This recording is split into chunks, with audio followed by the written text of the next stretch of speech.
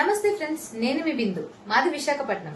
ఇవాళ నేను మీకు ఒక విషయం చెప్దాం అనుకుంటున్నాను. అదేంటంటే, ఒక చిన్న పాలసీ ఒక గ్రామానికి, నగరానికి, ఒక ప్రదేశానికి ఎంతగా ఉపయోగపడుతుందో చెబుదాం అనుకుంటున్నాను.